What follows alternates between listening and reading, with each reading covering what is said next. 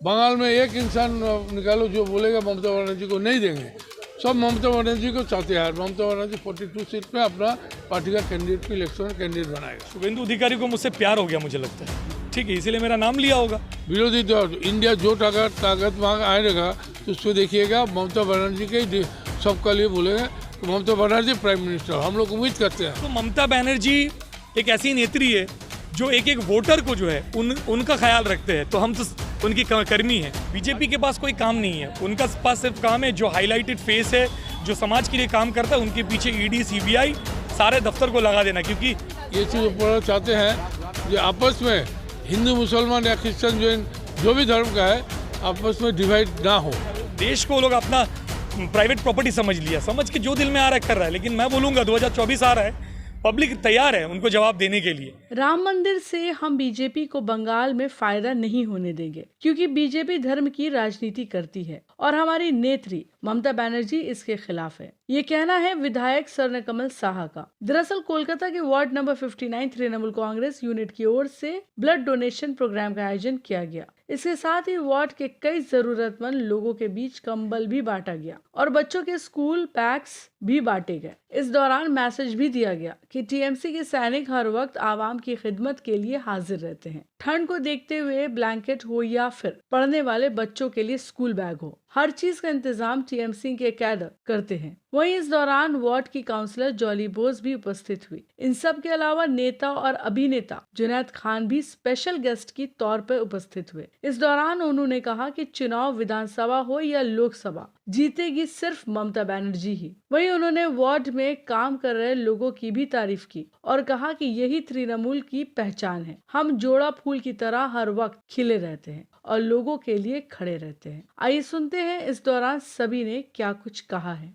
का अरेंजमेंट करते हैं, ये बहुत बड़ा काम होता है। एक इंसान का प्राण बच सकता है, ये खून जो दे रहा है उसका खून से। इसमें देने वाला कौन धर्म का है या लेने वाला कौन धर्म का नहीं जानता, और ऊपर चाहते हैं कि ये मत जानो, हम जानने देगा भी नहीं कोई। इतना साइंस आगे बढ़ा, अभी तक भी ब्लड का सब्स्टिट्यूट हुआ नहीं। ये चीज़ ऊपर चाहते हैं जो आपस में हिंदू मुसलमान या क्रिश्चियन जैन जो भी धर्म का है आपस में डिवाइड ना हो। और हम लोग तो कहते हैं हम हर धर्म को, हम हिंदू होकर भी हम कहते हैं हम हर मुस्लिम हर धर्म को हम श्रद्धा के साथ अपनाते हैं। कोई भी एक इंसान आया हमारे पास काम लेने के लिए, वो समझा कि वो मुस्लिम है, हम हिंदू है, काम नहीं करेंगे, ऐसा माइंड ऊपर हमको कभी भी ना दे। हम जैसा सोच लेके चलते हैं यही सोच आगे भी हम चलेंगे। बीजेपी जिस तरह से चल और बीजेपी का शुरू है। क्या लगता है 2024 का इलेक्शन? 2024 में हम तो ये उम्मीद करते हैं, ममता बनर्जी ने सोची है कि हम 42 सीट लेंगे, किसी को नहीं देंगे। अकेला बीजेपी के लड़ाई करके तो हम एकदम कड़ा जवाब दे देंगे। 42 सीट में हम लोग जीत कर दिल्ली में जाएंगे। अगर काउंटिंग में ऐसा हुआ बीजेपी पीछे रह गया तो हमारा ममता बनर्जी ने प्राइम मिनिस्टर होकर बंगाल में जैसे चीफ मिनिस्टर होकर बहुत काम किए, बहुत तरक्की किए। आगे चलते ममता बनर्जी अगर काउंटिंग में आ गया कि हमारा विरोधी दल इंडिया जो ताकत वहाँ आएगा तो उसको देखिएगा ममता बनर्जी के सबका लिए बोलेगा कि ममता बनर्जी प्राइम मिनिस्टर हम लोग उम्मीद करते हैं। अगर हम लोग उम्मीद करते हैं तो इसके लिए हम लोग को क्या करना है, एक भी वोट बीजेपी को नहीं, बंगाल से नहीं मिलना चाहिए। चीफ मिनिस्टर ममता बनर्जी ने कहा है कि गठबंधन, इंडिया के गठबंधन के साथ नहीं, खुद का सीट लड़ेंगे, क्या बोलना चाहिए? तो बोले ठीक है, बंगाल में लड़ने वाली तो एक ममता बनर्जी है। हम ममता बनर्जी का पार्टी टीएमसी है, ये आम आदमी पार्टी के लिए ये हमारा टीएमसी पार्टी है। हम लोग अभी तक भी नहीं बोला कि हमारा सरकार टीएमसी का सरकार, ऐसा नहीं बोला। आगे वाला वामफ्रंट बोलते थे वामफ्रंट सरकार, हम लोग बोलते हैं माँ माटी मानुष की सरकार। ऐसा ही हम लोग का एटीट्यूड लेके चलना है कि आदमी के लिए हमारा ये पार्टी है, आदमी के लिए सरकार है। हम पब्लिक का काम करने के लिए सरकार है, ये काम करते रहेंगे। और बीजेपी को बंगाल में कोई जगह नहीं देने देंगे, ये प्रचार सबका सामने हम लोग रखेंगे, ये बात हम लोग कहेंगे। एमपी जो इलेक्शन होने वाला है इस बार, क्या ज्यादातर चेहरे यूथ के दिखेंगे, आपको क्या लगता है? देखो भाई, हमारे पास जितना खबर है, हमारे इधर के इंसान है यंग, देखता कि नहीं यंग, ये जुनैद खान, उसको अब की बार नॉमिनेशन मिलने का है एमपी में। हम तो तहे दिल से चाहते हैं कि इसका सक्सेस आए, इसका नॉमिनेशन मिले और एमपी बनकर इस इलाका के तरक्की में हमारा हाथ बढ़े, ये तो हम चाहेंगे। अच्छा, बीजेपी जिस तरह से राम मंदिर को उत्सव के तौर पे मना रही है, तो देखो इसमें टीम हम कहते हैं राम मंदिर ठीक है, किया अच्छा हुआ, हिंदू का एक तो धर्म का, मगर इसको बीजेपी पार्टी का हिसाब से चला रहा है, राजनीति का जो एक सही नहीं कर रहा है।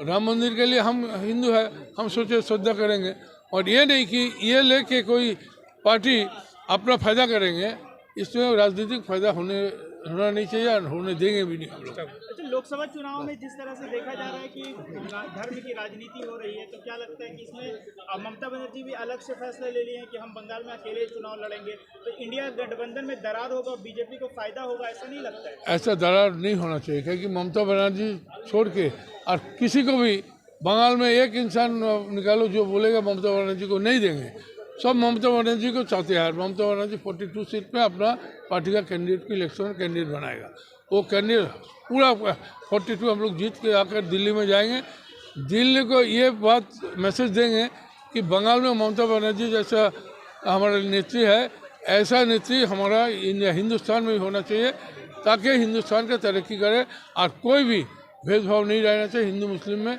ये भेदभाव पैदा करके जो फ़ायदा वसूल करना चाहते हैं बीजेपी, इसको हम लोग कभी भी बंगाल से जगह नहीं देंगे। हम लोग का दम है बंगाल तक, हम लोग नहीं देंगे। ममता बनर्जी लड़के दिल्ली जाएगी और प्राइम मिनिस्टर भी बनेगी, ये उम्मीद है। देखिए, मैं एक बात बोलूँगा, हर साल में हर इंसान के पास एक लक्ष्य होना चाहिए, एक काम होना चाहिए।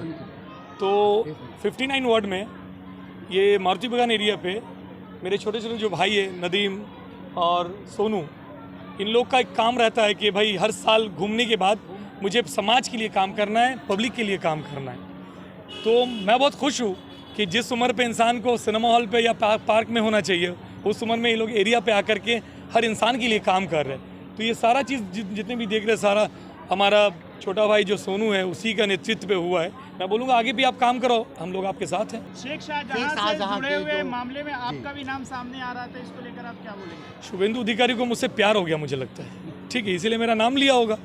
देखिए, मैं एक ही बात बोलूँगा, जिस सवाल का कोई जवाब देने लायक नहीं है, मुझे लगता है वो सवाल का जवाब देना बेकार हो जाएगा। तो शुभेंदु अधिकारी क्यों नाम लिया, नहीं लिया, ये उनका मर्जी है, उन्होंने लिया है और उन्होंने ठंडा भी हो गया।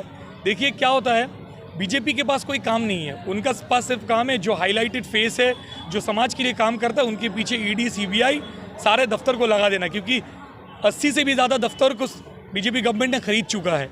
देखिएगा ना, जब नीरव मोदी भागता है तब किसी को पता नहीं चलता है, लेकिन जब शेख शाहजहां ऐसे लोग जब कुछ कर लेते हैं तो इन लोग को लगता है कि ये लोग क्रिमिनल्स है, लेकिन नीरव मोदी भागते तब वो लोग क्रिमिनल नहीं रहते, विजय माल्या जब भागते तब वो लोग क्रिमिनल नहीं रहते। देखिए सर, देश को वो लोग अपना प्राइवेट प्रॉपर्टी समझ लिया, समझ के जो दिल में आ रहा है कर रहा है। लेकिन मैं बोलूँगा 2024 आ रहा है, पब्लिक तैयार है उनको जवाब देने के लिए। बस तो अटैक हुआ था, देखिए, मैं आरोप लगाया जा रहा है कि शाहजहां ने किया। देखिए, मैं उस स्पॉट में मैं मौजूद नहीं था, जितना न्यूज़ में दिखा, जितना आप लोग को पता है उतना मुझे भी पता है। तो मुझे तो दिखा पब्लिक ने ईडी को हमला किया, लेकिन पब्लिक ने ऐसा क्यों किया, तो ये सवाल रह जा रहा है। लेकिन मैं बोलूँगा कि अगर बिना किसी के नोटिस में अगर आप किसी के घर पे जाके आप इंक्वायरी करने चले जाओ, हमला करने चले जाओ, वो एरिया थोड़ा आप जानते इलिटरेट है, वहाँ पे पढ़े लिखे नहीं है, इंसान ये नहीं समझते कौन ईडी है कौन सीबीआई। उनको लगा होगा कि उस घर में कोई चोरी करने के लिए आया है, तभी जाके उन्होंने हमला कर दिया है। ये सारा जो चीज़ है, ये मोमेंट पे जो लोग प्रेजेंट थे वही लोग बोल सकते हैं, और इसको लेकर के चर्चा करना मुझे लगता है मेरे लिए बेवकूफ़ी है। लोकसभा चुनाव का वक्त करीब है, आप भी एमपी में खड़े होने वाले हैं, ऐसा सूत्रों के से जानकारी मिल रही है। क्या मुद्दे हैं आपके जिसको लेकर आप उतर रहे हैं? देखिए, मैं एक बात बोलूँगा, तृणमूल कांग्रेस एक ऐसी पार्टी है जिस पार्टी के लिए अगर आप काम करोगे तो फल जो है तृणमूल पार्टी आपको सही वक्त आने पे देती है।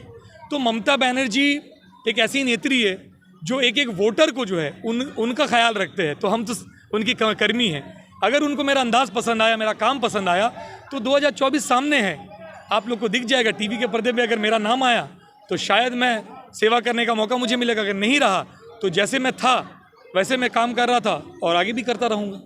यहाँ पे इनका साथ देने के लिए हमारे एक और भाई है, बड़े भाई है, जो हमेशा इन लोग के साथ रहते हैं, यहाँ पे बबलू भाई, और उसके साथ जितने भी दोस्त लोग हैं, छोटू है, काफ़ी लोग हैं, सबके नाम ले लूँगा तो फिर आपका न्यूज़ काफ़ी लंबा हो जाएगा। बस यही बोलेंगे कि सारे लोग काम के हैं, काम के बंदे हैं, समाज के लिए काम करते हैं, इंसानों के लिए काम करते हैं। और जब ये लोग काम करते हैं, बबलू भाई को हम हमेशा देखते हैं, इन लोग को सपोर्ट करते हुए। और जैसे ये लोग उनका सपोर्ट करें, हम लोग भी हर साल हम लोग को मौका मिलेगा तो हम लोग उनका सपोर्ट में रहेंगे हमेशा। बहुत बहुत शुक्रिया। काम रहा आज, काफ़ी लोगों को कंबल बांटा गया, बच्चों को स्कूल बैग भी दिए गए और ब्लड डोनेशन कैंप भी किया गया। आप लोग ऑर्गेनाइज किए, क्या बोलना चाहिए? এই যে আমাদের অর্গানাইজ আপনি বলছেন যেটা কম্বল বাটা, এটা আমাদের পশ্চিমবঙ্গের মুখ্যমন্ত্রী মমতা বন্দ্যোপাধ্যায় বলে দিয়েছেন। কখন বলেছেন? লকডাউনের সময় যখন আমরা রক্ত নিতে পারিনি বা অনেক পেশেন্ট মারা গিয়েছিল, তখন একটা সংকল্প করা হয়েছিল যে লকডাউন ছেড়ে যাওয়ার পরে প্রচুর যেন ব্লাড ডোনেশন ক্যাম্প হয় এবং যে সমস্ত রোগীরা রক্তের অভাবে তিল তিল করে মৃত্যুর দিকে এগিয়ে যাচ্ছে, তারা রক্তের অভাব যেন তাদের মধ্যে না থাকে। আজকে প্রত্যেকটা অনুষ্ঠানে আমাদের জুনেদ ভাই আসছেন এবং আমাদের স্বর্ণদা আসছেন, আমাদের জলিদি আসছেন। এদের যে উৎসাহ দিচ্ছেন, তবে আজকে নতুন যে ছেলেরা আছে যারা এখন সিনেমা দেখার সময়, ফুটবল খেলার সময়, তারা কিন্তু সমাজ উন্নয়নমূলক কাজ করছেন। এই জন্য তাদের ধন্যবাদ জানাই।